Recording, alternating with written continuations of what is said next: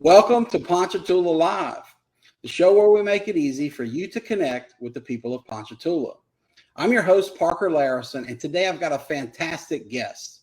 This is somebody that you just will love hearing from, talking to. He's a man of conviction and morals and a leader naturally and just such a great presence and person to be around. It's Coach Jeremy Harper, the coach of the PHS Lady Wave. He was kind enough to bring me this awesome hat that I can't wait to show off to my dad. And he's a leader of men and especially women, coaching the Lady Wave. Coach Harper, welcome to the show. Thanks, Parker. I appreciate it. Yeah, for many years I was a leader of men, I guess you'd call me, but now right. Either I'm a leader of women or the women lead me. I'm not really sure. Probably a little bit of both. It's because I know you married my classmate, a wonderful woman. So I know there's at least a two-way street going there. I've been really excited to get you on the show. We don't know each other that well, but I've always admired you from afar because you work with so many former classmates, schoolmates, friends of mine, and they speak so highly of you. So before we get into your career as a coach, as a teacher, and your time at PHS and all that, why don't you just tell us a little bit about yourself? Sure. I grew up in on a dirt road out in Loranger, Louisiana. I grew up on Harper Lane. Most folks, that just sounds like a country song getting ready to get started. But I grew up on Harper Lane. Went to Loranger High School, played baseball there, and really enjoyed growing up there. My parents raised me and my two brothers. They raised us in church. They raised us, literally my grandmother lived in front of us and my two aunts and uncles lived behind us. So, I was surrounded by family. I was surrounded by sports. I was surrounded by gardens and cows and all the things you want to be surrounded by when I was younger. So I grew up in Loranger, graduated from Loranger, was very, very blessed and lucky enough to go and play baseball at Southeastern for Coach Greg Martin. Back in the 90s and played a couple years of baseball there. Realized that it was way harder. I was in Loranger. I felt like I was a big fish in a little pond, and then got to Southeastern and I was a little fish in a big pond. And then I decided that I want to coach. I started off in physical therapy and I said that's not for me. And so I got the degree that I think most coaches get. I got a degree in PE and I got a minor in history and graduated from Southeastern and married your former classmate, Jennifer McLaughlin. We got married. I had started teaching at Champ Cooper Junior High School for about 6 months. And then I decided that I wanted to be head baseball coach. I felt like I was ready for the job. I felt like I had all the experience in the world to be a head coach. And in '99, I took the head baseball coaching job at Springfield High School and quickly realized that I was a terrible head coach. And so I coached. Well, I admire your candor, but I think many folks would disagree with you. But why do you say that about yourself? I know we're smiling as we say that, but what made you not suited for that? Because you're such a great girls softball coach. I needed time. Okay. The thing that I thought that I had to have it all early on in my life, and I was comparing my beginning to a lot of people's middle, and I thought if they could do it, I could too. And so the guys that played for me loved me. I coached football and baseball at Springfield until 2006, and the guys that played for me, I was all about those guys. But I tell my girls all the time, I'm a much better head coach now than I was back from '99 to 2006, and so. I needed that experience. I needed that time under my belt to make me better. And I truly think that it helped me be the guy that these girls deal with every day as a head coach. But what really I think helped me become the guy I am is I came to Ponchatoula in 2006, and I worked for in my opinion, one of the best guys in Mark Gosnell. He was the head baseball coach, and I spent great guy. Wonderful. I spent his entire career here with him from 2006 2015. And so and about 2017 I got into softball, and here we sit talking about that now. Well, I can promise anyone watching at home that we are going to dig deep into your softball team and all that's going on now. And of course, I share your praise for Coach Gosnell. He was a great guy. He was a great coach at Southeastern. We were really lucky that he passed through here in Ponchatoula. But tell us more about growing up. You mentioned two brothers. I don't think I caught where you fell in, beginning, middle, or last. But what was it like growing up? Because my family, I'm one of four boys, and three of us are bunched up closer in age than my older brother. So for many years, we've had a farm in Laranja, and we spent our weekends. And you mentioned a dirt road. We were on Wig Lane. I'm sure you know where that is, Joiner Town, and all that by the creek. But what was it like growing up out there full time? People, I think, in Ponchatoula see this place growing by leaps and bounds, and don't all have the appreciation for what good old country fun was like. So, what was childhood in Laranja like? I grew up on, again, sounds like a country song. I grew up on about 100 acres. We had the front 20, the next 20, the next 40, and then 40 more in the back. We had a back 40 with a pond, and I'm the oldest of two brothers. My middle brother works for the Livingston Parish School Board and Computer Systems. My youngest brother works at North Oaks for their computer systems. So when I have computer problems, I call my personal tech support, and they don't like hearing my call. But I'm the oldest of three. We're each about 4.5 years apart, and nice spread. Yeah, it was fun. Between my house and my grandparents' house, my grandfather had a garden, and you would see typically strawberries growing there, and there was there were some blueberry bushes in the front yard, and so I would literally in the summertime get a bucket, go steal as many strawberries as he would let me steal, and a bucket full of blueberries, and go off in the woods and just stuff myself. When I tell my students that I didn't grow up in a subdivision, I grew up on a dirt road, they're always like, "What are you talking about?" You're right, because nowadays Ponchatoula, of course, we're the strawberry capital. We're known worldwide for strawberries. But all the old strawberry fields, by and large, are now subdivisions, Yeah. So, when I walk in the morning in my little subdivision here in town, I walk by the drainage canal. My dad calls it Mackey's Canal because it was his buddy Mackey's, and they had their family farm there. Dad's first job was picking strawberries. This is the old LeBlanc family. Brayville is probably the LeBlanc everybody knows now that lives back that way. But, my point here is there are no more berry patches over there. There's 3 or 4 residential streets. There's subdivisions in every direction. But that's a great way to grow up. I grew up like that with my best friend, Will Richardson, on his grandfather's farm, the Hollis Poche farm. And he let us run the little blueberry U-pick operation in the summer. And we stuffed ourselves, like you said. And he grew strawberries. It seemed like they were as big as baseballs sometimes. And it was idyllic. So it's neat to hear you say that. I want to share a comment that's come in, Coach, from a dear friend of each of ours, and that's Mark Verbois. And Mark's somebody I've known since high school. And he says, you're a humble man, but you're one of the best assets at Ponchatoula High and in our community. You're probably the best top to bottom sports program that we have at PHS.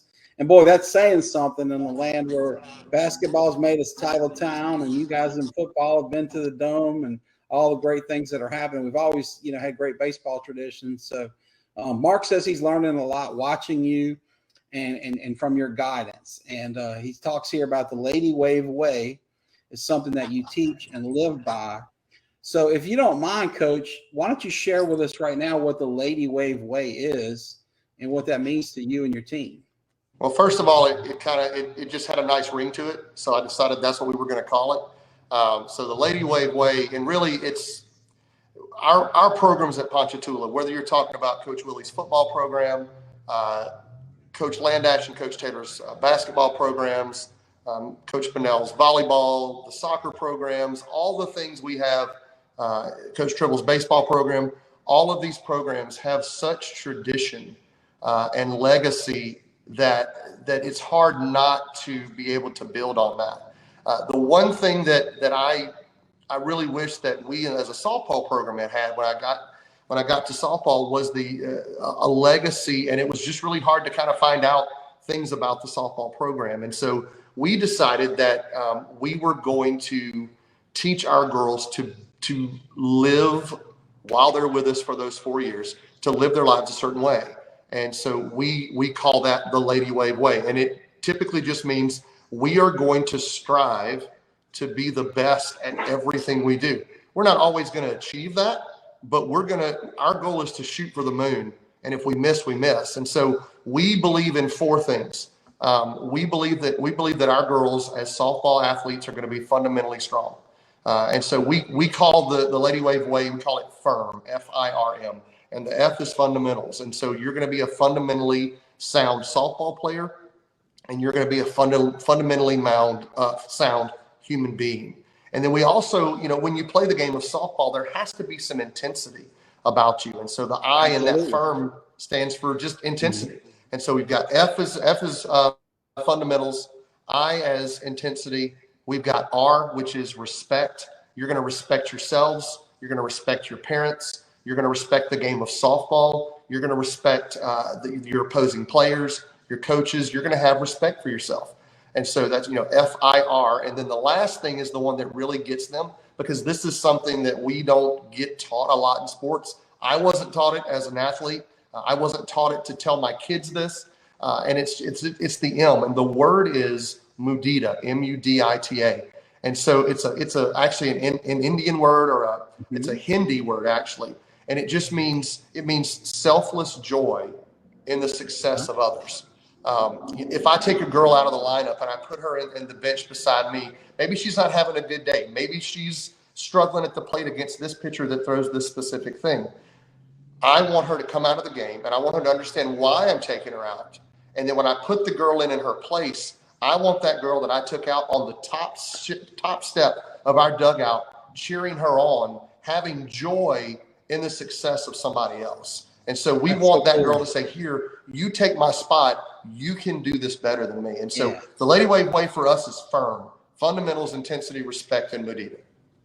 Well, that's really cool. I got to admit, I wasn't expecting that curveball you threw with the M. I would have guessed moral or some word I knew and could spell. But that's a really cool concept. And I love it because we can always learn things from other cultures. And, there's just so many things around the world that are fun to bring back and make our little, piece of paradise a better place.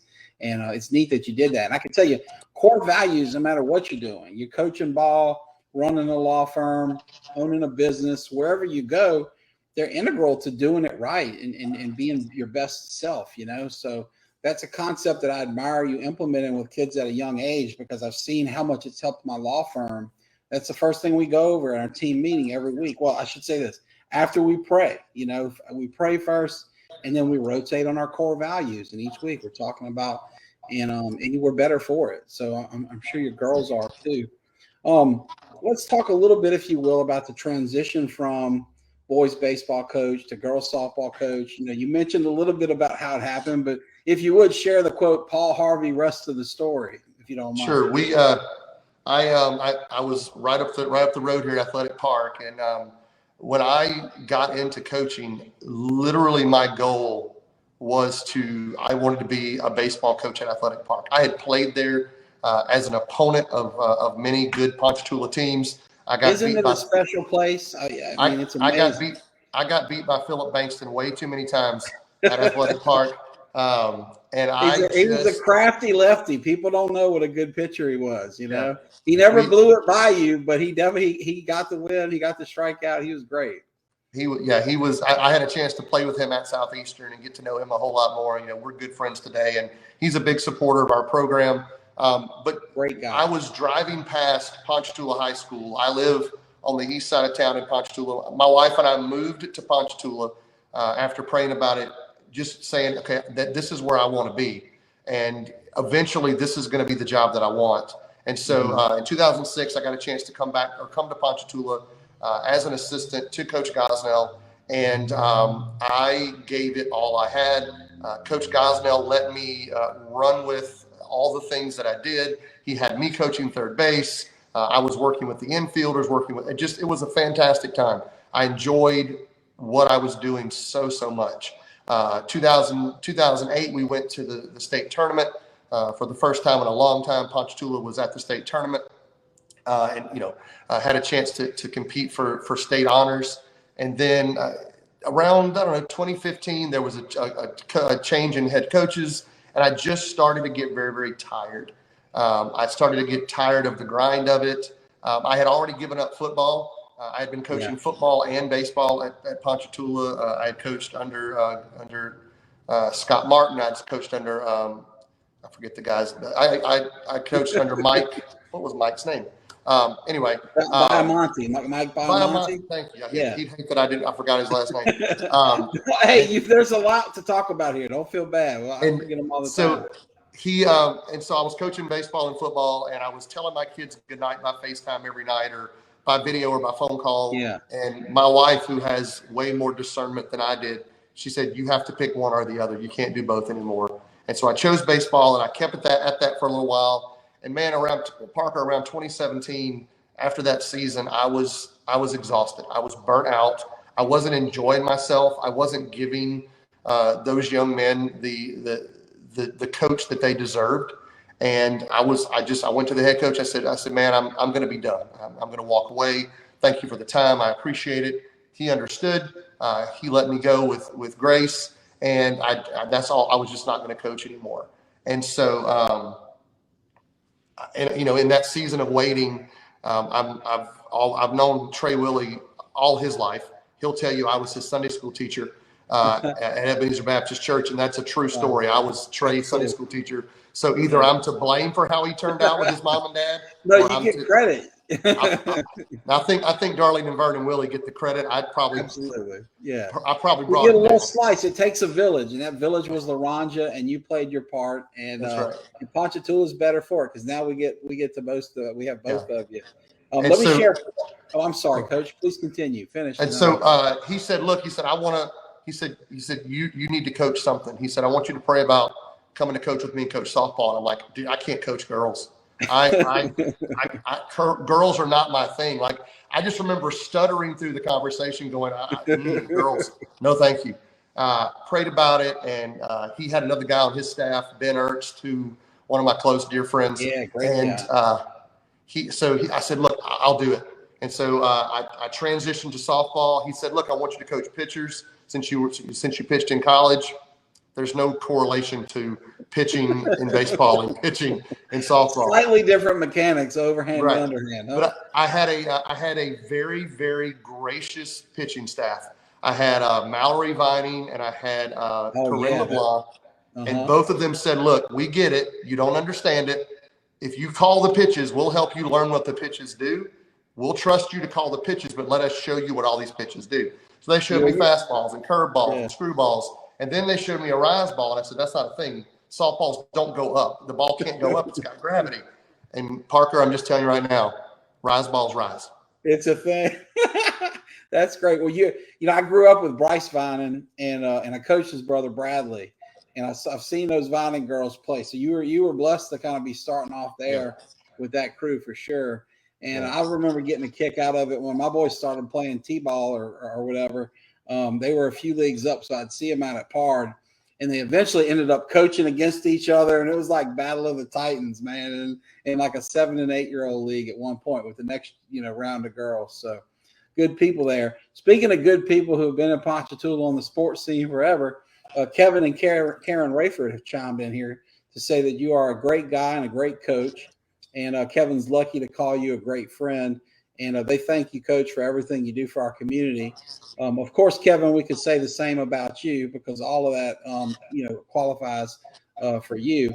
But, Kevin's a great example of how important sports and the values you learn in sports are to the community. He's raised these 4 amazing boys, young men now too.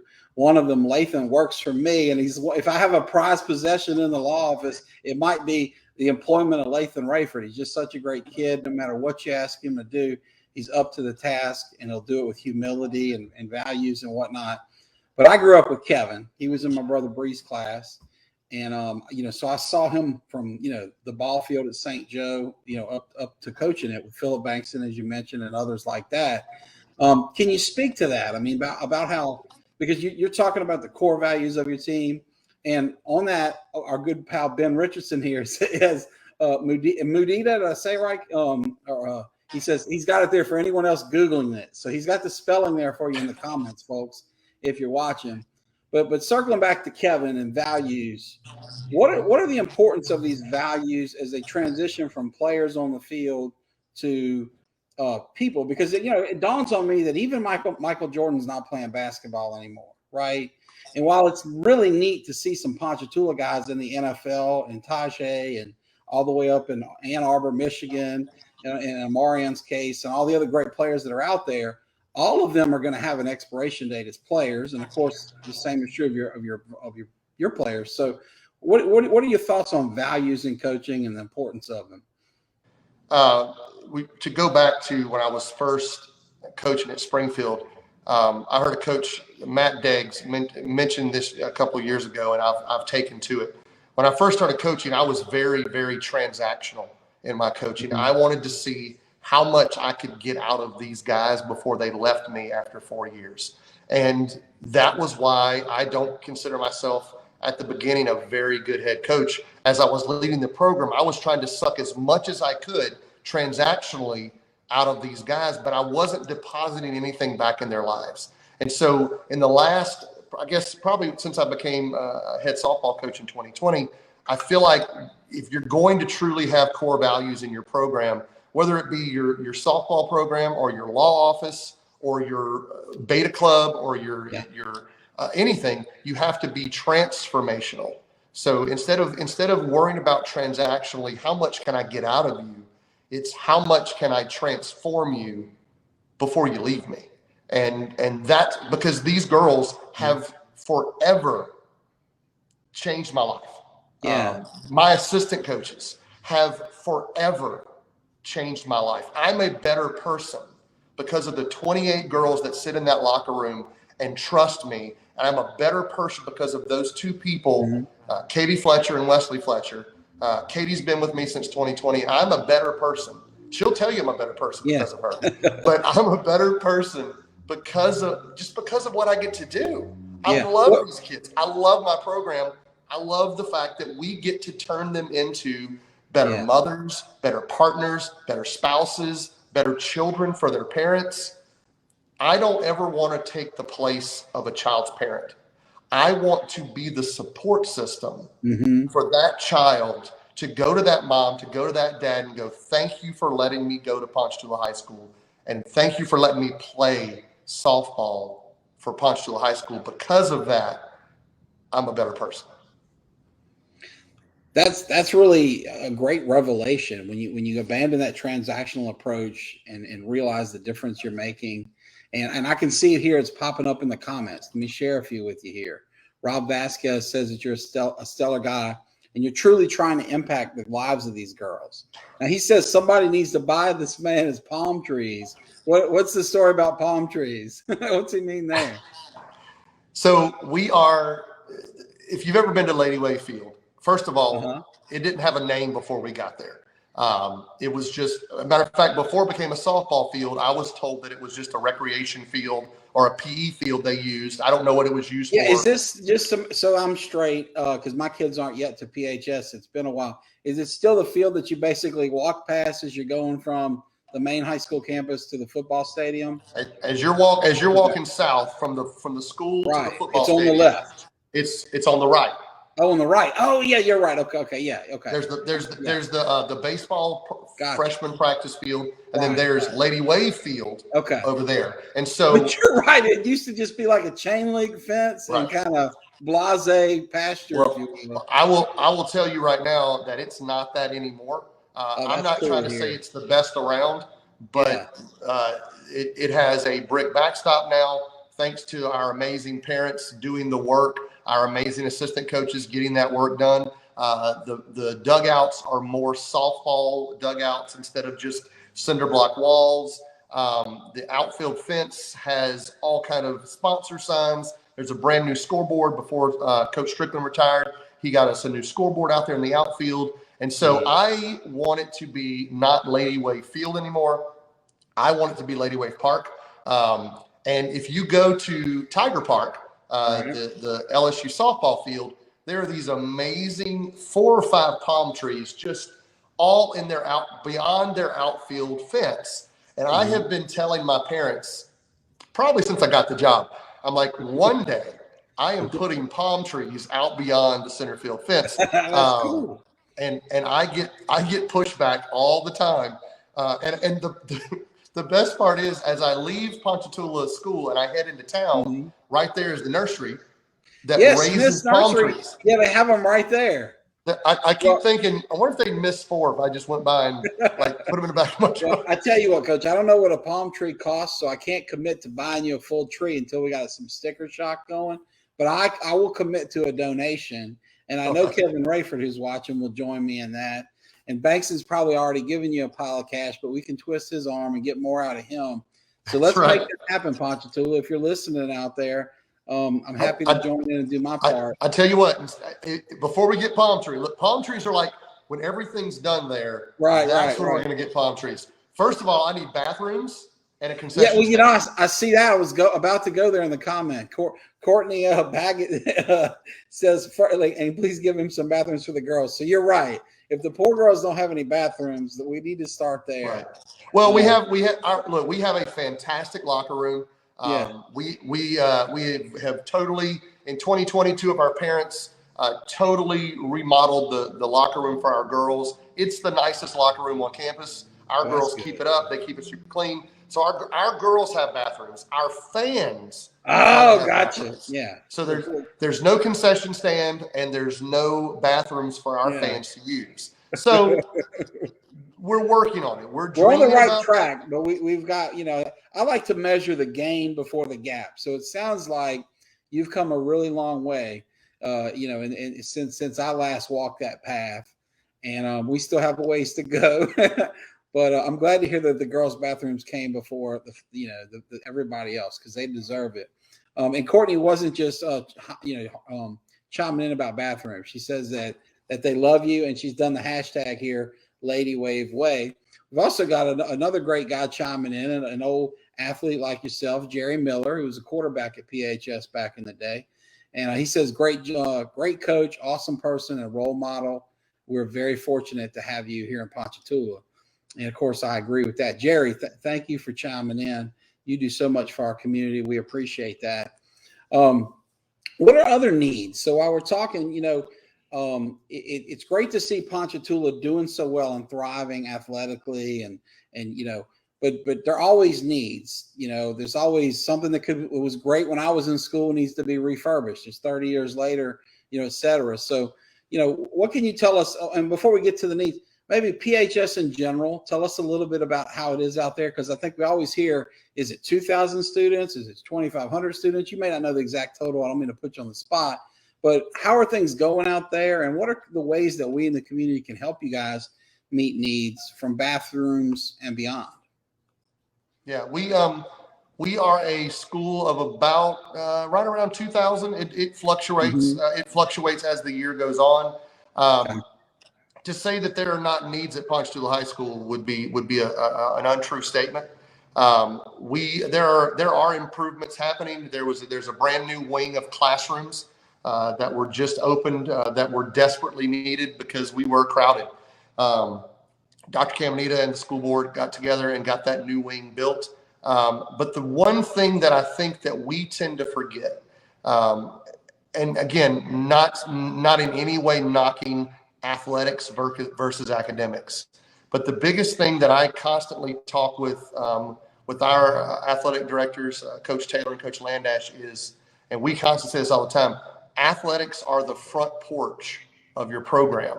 Right. And if you don't have a nice looking front porch, no one's going to come inside and see what you've got. And so, there are some upgrades needed, at Athletic Park. Right across the way, they're doing upgrades there because of the storm. Lady Way Field needs a concession stand and bathrooms. Football needs a new press box. On and on. There's always money we can spend, and we know that the school system has to be a good steward of the money that they're given to spend. But we, as athletic programs at Ponchatoula, have to not wait for the school board to get involved. Right. There were some upgrades done to the new to the press box for football recently to make it, because we have television stations come in there and they film our games. The radio comes. And so we, a couple of coaches and volunteers wanted to make that more appealing to the folks that visit our campus. And so, when you played back in the day, there was a train horn that they would blow during touchdowns. Isn't that correct? Something like a train horn? Yeah, absolutely. Well, they didn't blow it that much until Scott Martin came to town, but yes, it was there. Well, I'm here to tell you the train horn is back. That's cool. It is hooked up and ready to go for Friday night. So Coach Willie better run that offense and get us some touchdowns. Yeah, with Trey's offensive mind, we might blow that thing out in one season if he gets the right. We'll buy a new one. But there are needs all over campus. I mean, both in the classroom and outside. But if you truly want people to see that you're trying to improve things for a school, you have to get people to want to send their children to your school. Absolutely. Nothing against the private schools. That is not me knocking them. I coach at Ponchatoula. I want every softball athlete to not even consider anywhere else. Come play for me. Right. And so I want those girls to see our field and go, Mom, Dad, Grandma, Grandpa, I want to play here. Yeah. And so we do all we can to make those facilities, whether it be the gym or the football field or the softball field. I mean, sometimes it is putting a little bit of lipstick on a pig. Sometimes it's a little bit of a Band-Aid. But we're not a rich community, so you're right. So infrastructure-wise, we don't always have what some places do, but we have to put that effort in, because your analogy about the front porch is spot on. And you don't have to look any further than to the big, say at the college level. Look at the impact on the University of Alabama that Nick Saban and successful football programs and the light that shines, because you're right. When people show up at, in that case, a university, or in your case, a high school campus, they show up for the game long before the day they're coming to decide which school to go to. I mean, my kids are in second grade and kindergarten, right? It's a long time. It'll probably go by like that, but it's a long time till we have to make that academic decision about what's going to prepare them best for the next stage of life. But, it's very likely they'll ask me to go to a game in the next few months. And, that's their first experience there. It was going to watch Coach Taylor and Coach Landesh and those basketball teams were the first times they stepped on campus there, right? And if we don't have those facilities right, yours and theirs, we're in trouble. And I love what you said about we can't wait for the school board to do it, because not only is it a slow-moving, giant political organization, but it's also hamstrung with a DSEG case and all these other issues. We have to do a bit for ourselves. It's kind of like the hurricane comes, we got to clean our own street. FEMA's not going to clean your street up. You got to get out there with a chainsaw and get it done. And there's a little bit of that to the campus at PHS. So I'm glad to hear y'all on that track. Yeah, and we are not only are we trying to improve, and I'm talking about coaches and teachers alike. We all have our bad days as teachers and coaches, right? But at this point in my life, there's no place else I want to coach. Both of my children. I have two amazing kids. My daughter Abby is in graduate school at Louisiana Tech, and my son Austin just graduated from Ponchatoula. He's now at Southeastern as a biology major, throwing javelin for the track team. Both of those kids were 4.0. Both of those kids ended up with about 24 college credits before they left high school.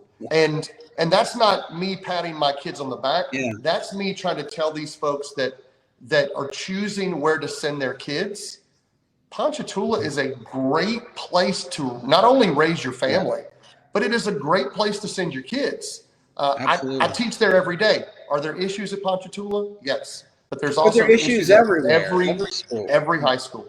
But my kids got a fantastic education. Plus they had me as a teacher, so that also helped a little bit.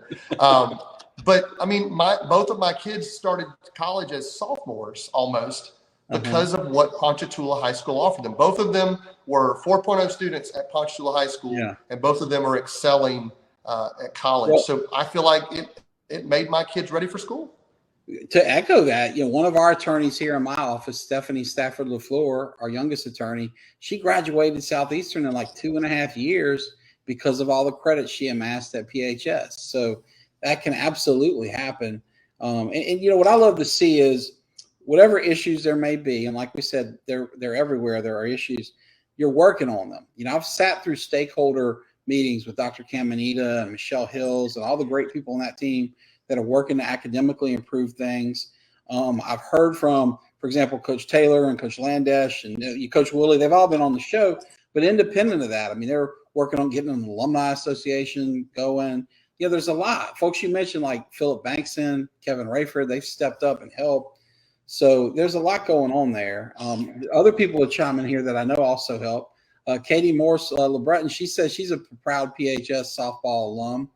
And she says, thanks to you, Coach, for being an amazing coach and steward of the program. Well, let me ask you this while we're talking about, amazing coach, steward of the program. You talked earlier about Coach Gosnell. Who have been people in your life? And it could be coaches you coached with, teachers who taught you, people in your family or out, wherever. But who have been some of the guiding lights that helped you get where you are today? Yeah, man. I don't know that we have enough time for me to tell you the people that have made me who I am, both good and bad. The first people that influenced my life were Terry and Charlotte Harper. I grew up with two amazing parents who taught me the value of faith, who taught me the value of loving each other and loving your children. Also the value of telling your kids not only yes, but also no. There's nothing wrong with me telling my kids no. And they taught us that. They raised us that my parents made sure we didn't need for anything. We might have wanted for a lot, but we didn't need anything. And my dad spent a very long time at Shell Oil Company, coming home in those red coveralls to make sure that me and my brothers had what we needed to. And when I went to college, they made sure that my college was taken care of.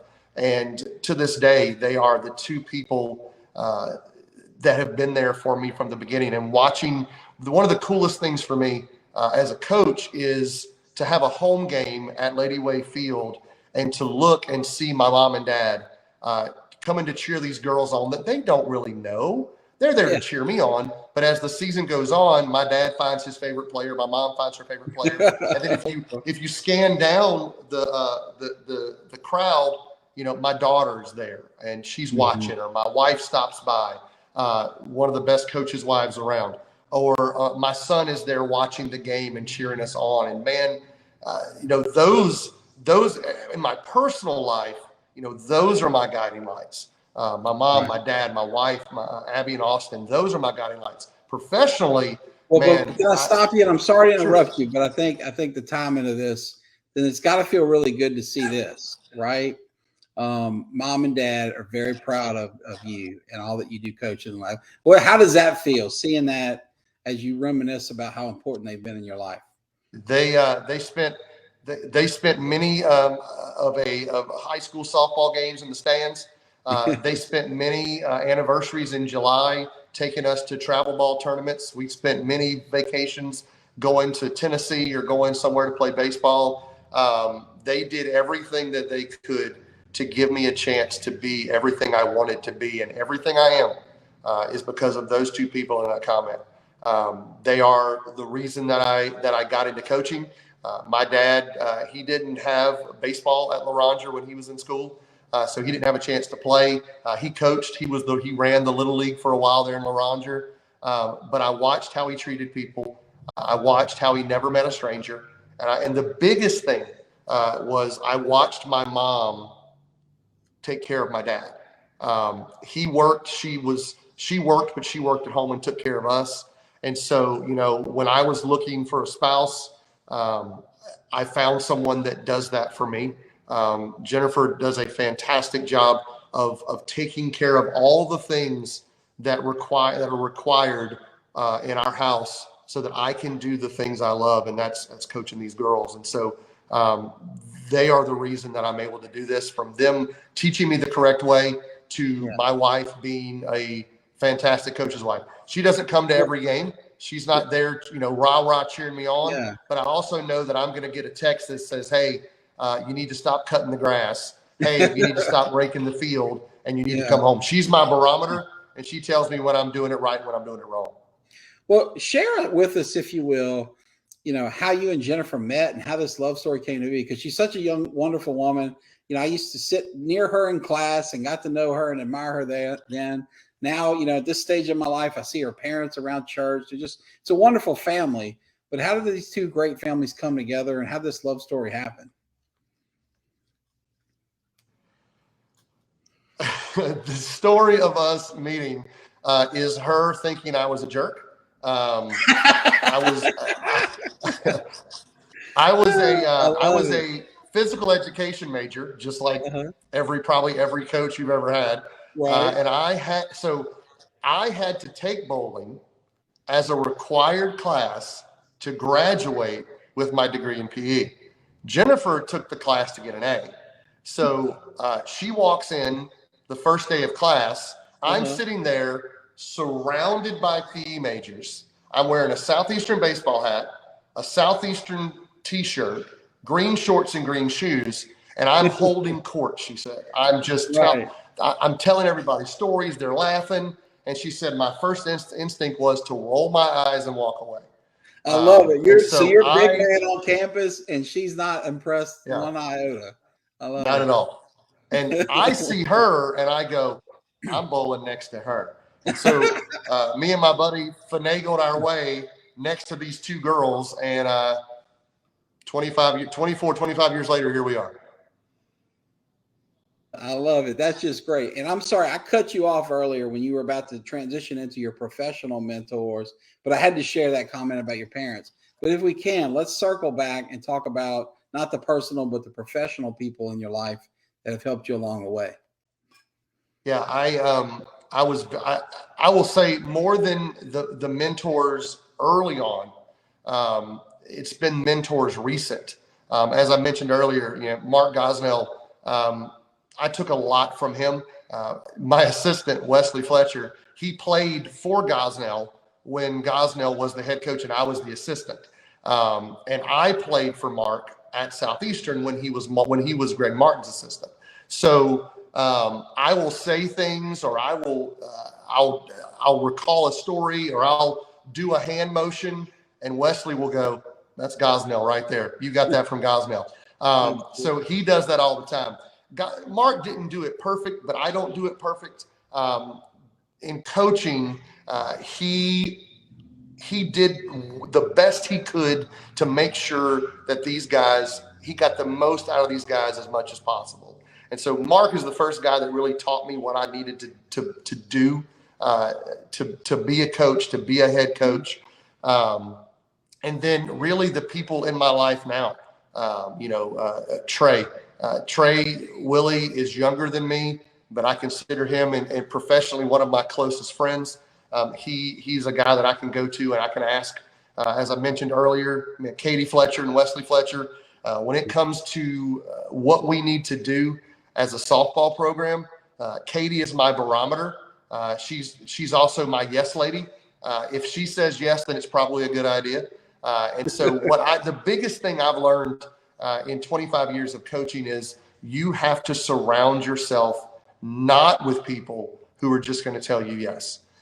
We are, Wesley and Katie and I are three of the most different people, but at the same time, we are all in it for one thing, and it is to make these girls amazing people.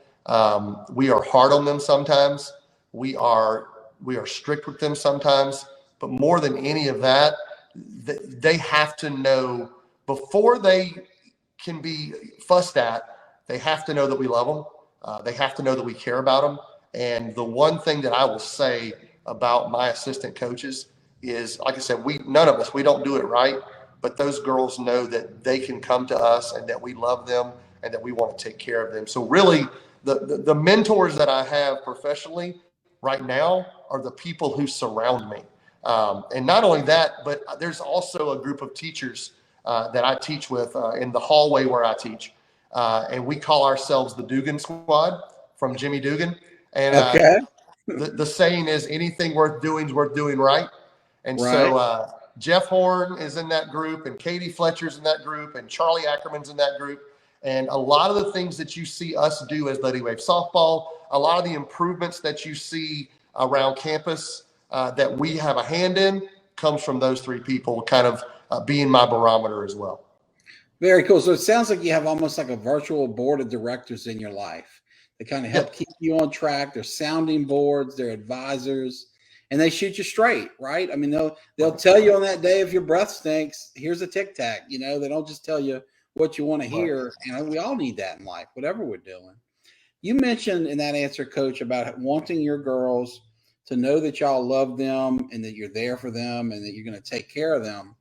I got a little quote here that predates your softball girls days, but it's one of your baseball players, Dylan Posey. Says that you're easily one of the best guys he knows. And an example of you stepping up to take care of him, apparently you got ordained so that you could marry him and his wife. Wow. I did. That's a story we want to hear about. Tell us more about that. I have been a church goer, a church leader in different capacities all my life. I grew up in church. I grew up at Ebenezer Baptist Church, little white brick church, but right past Hammond High School. A lot of who I am is because of the friends and the people that were there. Sunday mornings, I went to church, whether I wanted to or not. My dad was a deacon, and my job as a deacon's kid was to get the preacher's kids in trouble. And so I was raised in the church, but I never got ordained. I led worship at church. I sang at church, and I never thought about getting ordained.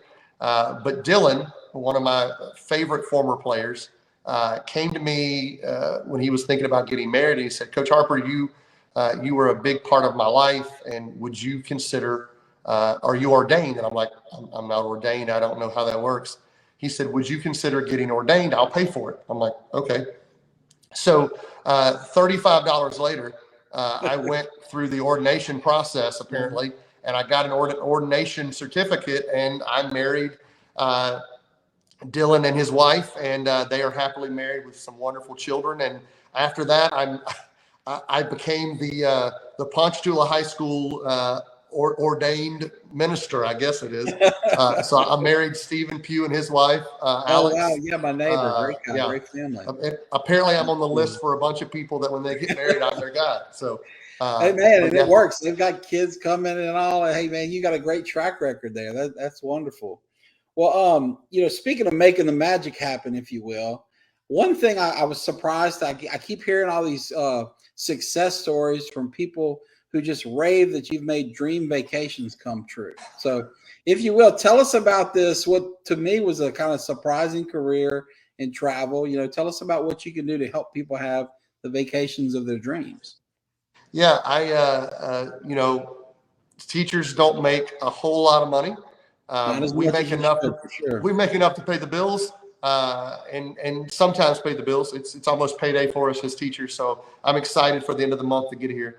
But my family needed another source of income, and so I wanted to work at the Disney store in Lakeside Mall. I had always had a dream of being a Disney cast member. My family and I, we love the Disney parks. And so I really wanted to be a Disney cast member. And so I applied at the Disney store in Lakeside Mall and never heard anything. And I said, well, it's just not going to work, I guess. And so another buddy of mine reached out and said, "Hey, man, are you interested in maybe possibly working as a travel agent?" And I'm like, I don't know how that works. And the more I looked into it, the more it was a service industry. It was the idea of I can serve other people. I can show kindness to other people. I can essentially, it's like Chick-fil-A says, it's that second mile service. And so I may not be able to travel a whole lot, but I can help these people do that. And so I ended up starting working with a travel agency. I named my agency Talking Umbrella Travel, because Mary Poppins' umbrella could take her anywhere she wanted to go. Yeah, that's cool. I could take you to. Actually, my wife came up with the idea of Talking Umbrella Travel. I came up with the slogan, before she tries to comment and say it was her idea. It was her idea. She was right. And so it's been a source of income for our family, and it's allowed us to pay the bills. And side note to this, as soon as I started working with the travel agency, the Disney store called, and I took that job too. And for a while, so your dream came true. I was a school teacher, I was a Disney cast member, and I was a Disney travel agent, and I sang in a worship band. And somehow I had enough of a good scheduling that none of that really conflicted. And I worked at Disney as a cast member in the store until 2021. Right around the COVID shutdown. Well, I'm still doing. You must have needed an air traffic controller for your calendar, because that is a lot going on, man. Her name was Jennifer. She was really good at it. Let me tell you, of course, I don't have a testimonial for talking to Umbrella Travel, but last year my wife and I did Disney for the first time, Disneyland in California with our kids while we were out on the West Coast, and one of her best friends, also a teacher, does the same thing. And I got to tell you, Disney can be so overwhelming for folks that don't know it, like me and Brandy, that the service that you provide is integral. I mean, it's essential. It's such a big task to try to figure it out. So Right. That's really cool. I mean, something as simple as how the heck and where am I going to get lunch? Right. And that's the thing that a lot of people, if you do it correctly, if you take care of families correctly, they know that they can ask you anything. One time I had a family that was traveling, and they were the what do you call it? The interstate was shut down, and they didn't know what to do. They called me, and I just kind of helped guide them through to get them there, because I tell these families, all these families that travel with us, I work for you till you come home. From have a magical day to welcome back. It's my job to take care of you, just like our girls. From freshman year to senior year, I'm a servant kind of guy, and I take care of those families, and that's why a lot of people do business with us, because they know that we're going to take care of them. Do we do it perfect? No. Just like I'm not a perfect head coach, and I'm not a perfect father or husband, but people know that we're going to do the best we can to take care of them. But I'm glad you mentioned that, because that word perfect is a dangerous word, because nobody can be perfect, right? At anything. Nobody's been perfect on this planet since Christ. So, I think it's good that you're candid and open and honest with your players and the people you encounter about that, because if you set that up as a possibility, you're setting people up for misery and failure and low self-esteem and all that comes with that.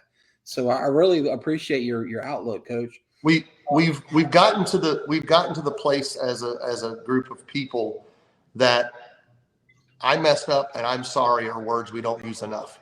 I am the first to tell my girls I screwed up. If a drill doesn't work and I messed it up, we're not going to do it anymore. If I don't have a problem apologizing. Matter of fact, I might apologize too quick sometimes. Especially some folks will tell me, "Hey, you apologize too quick. You got to let them be a little angry." But if I don't apologize and make it right, then that person, whether I'm right or not, lives rent free in my head, and I got to get that out of my head, and I've got to move on. There are situations in coaching where I don't do it right. Mm-hmm. And I'm the first person to go, "Hey, that was me. I messed that up. I messed up." And so, we've got to get to a point where I messed up and I'm sorry are a little bit more common in everyday culture. Absolutely, because part of it's accountability. You're modeling accountability for those girls so that they can see that it's okay to make a mistake. We all will. And when you do, this is how you handle it. And, if it's a mistake that you can account for and make up for, you go do it. And if it's not, you apologize and you move on. And, there's so many lessons in that. Coach, we're approaching 6 o'clock, and I know you've got this family to get back to. You just, demonstrated how busy you are. But before you go, I want to ask you, a couple of advice-related questions. And one would be toward kids, young people. I'm curious about what you tell your girls, in terms of how to live and prosper. But before we get to that, let me ask you about what advice you might give to a younger version of yourself. Right now, there are kids up the road. There may be a kid, a baseball player, holding court in his Southeastern gear in bowling class. Who knows? But the next when I look back at my 20+ career in the law, I'm always, when I go teach at LSU, I want to help these kids avoid the mistakes I've made in 21 years, But what advice would you give to young future teachers, coaches, et cetera, based on all you've learned in your several decades of coaching and teaching? Yeah. Two things really that stand out to me, and I didn't get this until I'd been at Ponchatoula for a very long time. The first thing is, and I mentioned this earlier, is you're a new teacher, you're a new coach. Don't compare your beginning to my middle, or to a coach that's 25 years in. Don't try to have it all in the first couple of years of doing this job. It's taken me 5 years as the head softball coach to get us to where we're not building culture, we're maintaining culture. You can't do it all. Very few coaches win all the championships in their first year. You've got to give yourself a 5 or a 10-year plan to say, this is what I'm going to do, and this is how I'm going to get there. When I was a head coach at 20, I was a head coach at 21. I was probably the youngest head baseball coach in the state of Louisiana at the time, and I was trying to go win state with a baseball program that had only been a baseball program for 2 years. Springfield started baseball in '97, and I became the head coach in '99. I had kids coming out there that were wearing cowboy boots. They didn't have cleats. Some kids didn't wear shoes. And I'm trying to get those guys to win state. Now, there were some fantastic athletes that played for me during that time, really good players. And again, I was trying to make them something that they weren't. I was trying to pull that out of them transactionally as opposed to transformationally. So the first thing is, don't compare your beginning to my middle. I've done all this. I've done it for 25 years. And then the other thing is just simply the idea of it is okay to buy in to the community that you're in. It is okay to love everything Green Wave. I mean, goodness gracious, I've got it on my hat. I've got it on my shirt. There you go. Me too. And when I'm going to give Ben Ernst and Trey Willie credit, when we were looking at designing clothes for the coaching staff and the players, the question just got asked, why aren't we using the Angry Wave? And from there, everything Lady Wave softball has from this point forward has the Angry Wave, because it's who we are. But those new coaches that are coming into a program, don't just work, coach, and go home. I do too much. My wife tells me that I'm too busy around Ponchatoula. I announce the football games. Trey asked me to do it. I said, yes, I'll do it. And it's been doing it ever since. I announced the starting lineups for the volleyball game. If people, you just, as a new coach, you've got to buy in. I heard Miss Cynthia Foster, your principal probably when you were in school. She was my teacher. Yeah. Junior and senior year, English and world history. Great. I worked for her. One of the best principals I ever worked for, but I heard her speak before I went to work at Ponchatoula, and she told all these new teachers, including me back in 1999, she said, when you go to an interview, you say, I love extracurricular activities, and you'll get a job. And sure enough, it works. But you've got to buy into your town. I am not from Ponchatoula. I'm from Loranger, Louisiana. And you say that Loranger. Everybody gets it wrong. You say it Loranger. But how do you say Tangipahoa? Tangipahoa. But you've got to get into this town. This is an amazing town. Go to the coffee shop. Go to the restaurants. Let people see your face, and they'll go, oh, that's the softball coach. That's the baseball coach. That's my teacher. Invest in your town. Don't just go home when the bell rings. Find ways to get involved in your town, and the town will love you back. Ponchatoula has adopted me as a resident since we moved here, and I've loved my time at Ponchatoula High School and my time living in Ponchatoula. Well, we're better for having you here, and you had also the lubrication of marrying well into the city of Ponchatoula. Well, why don't we close here or near close with a word of advice for young folks? How the type of message you would share with your players, with your students. What do you think that it's so important to share with young kids before they enter the world, leaving high school? I shared this with our girls today. I try every day on my phone. I've got a list of probably 100. I just listed them as coaching thoughts. When I come across something I think is amazing, I tap it down for them, and I'm going to share that with them.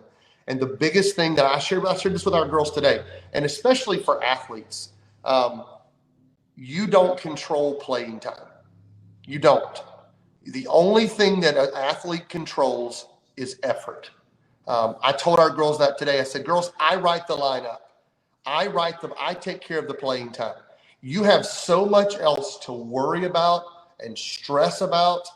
Stop stressing about playing time and worry about effort, and it will take care of everything else. Effort will take care of itself. If you truly give me 100% effort and you're successful at doing that, how could I not play you? So you don't control playing time, you control effort. And the last thing that we always tell them is, man, winning is not loyal to us. It's just not. I wish it was. I wish we were automatically going to win district every year. I wish we were automatically going to be state champions every year. But you can ask, those coaches that I look up to. You can ask Trisha Landash, who has a state championship ring on her finger. You can ask Tom Taylor. You could ask any of our coaches. Man, winning is not loyal to us. It is loyal to the one who gives the most effort. And if we're that one that day, we win. If we're not that one, then roll wave. We'll try it again next time. Yeah. Well, that's great advice. And Coach, I thank you for your time. I know it's very valuable, and we've kept you here a bit longer than I suggested. So I thank you for your patience and indulging us with that. Before we go, is there anything else on your mind, on your heart, anything at all that you'd like to share with our viewers? Just a reminder that for those of you who live in Ponchatoula, and for those of you who are thinking of sending your kids wherever you think you're going to send them, before you get on social media and you look at the things that you see on social media, go check out the high school, go check out the junior high, go take your kid on a tour. Let them see what Ponchatoula High School has to offer. This probably sounds like a commercial for Ponchatoula High School. And I mean, they're my employer. So, Ponchatoula High School, It would be a little awkward if you were pitching LaRondre High School right now. I'm not wearing my LaRondre t-shirt underneath, so we're good. But, before you say, well, I'm not sending my kids there because of X, Y, Z, talk to the people that are there every day. I want every girl. And again, all I can do is speak to girls because that's what I deal with on a regular basis. I want every girl to have the opportunity to play softball in a Lady Wave jersey. There are great programs. Hammond is up and coming. They just hired a brand new softball coach. But I want every girl to have the opportunity for us to just give and give and give and give to those girls. We had a girl that just transferred into our program, and she was just shocked at the amount of things that we do for these girls, the amount of things we give our girls, that she was like, I got none of this at my other school. Not knocking that school, because we have boosters and a group of parents, which I haven't had a chance to really talk a whole lot about, man. Our parents bend over backwards to fundraise for these girls. Matter of fact, not tomorrow, but next Friday, Gabriel's Building Supply, pull up around 11 o'clock and you can have a plate of some of the best jambalaya around. Oh, yeah. And you said not this Friday, the 22nd, but rather a week later. The 29th. And all of that money, 100% of it, goes to those girls and all the things you're going to see them in this year, from new jerseys to new flagpoles, anything that Katie and Wesley and I can think of that we think these girls might like this. Yeah, we're going to do it. Well, that's so neat that you're taking care of them, because, they only go through high school once. And these poor kids have been through hell between pandemics and floods and Lord knows what else. So they deserve it, man. So that's really neat that you're doing it. As you can see it. You can see it right there. Yeah, all things. I thought that would be good to close on. Lisa, thank you for sharing these hashtags. All things the Lady Wave Way. Coach, thank you for bringing the Lady Wave Way to Ponchatoula, for giving of yourself and your family, our community. We appreciate you. You are one of the beacons of shining light here in Ponchatoula, and I hear it all over, from happy Disneyland or Disney World people coming back to parents with kids they're coaching to just whatever. I mean, you're brightening the lives of people in all directions, and we're grateful for that. So to you, I say thank you for your time and all you do. To our viewers, thank you for sticking with us. We will be back here next week. Y'all have a good one. Take care. Roll Wave.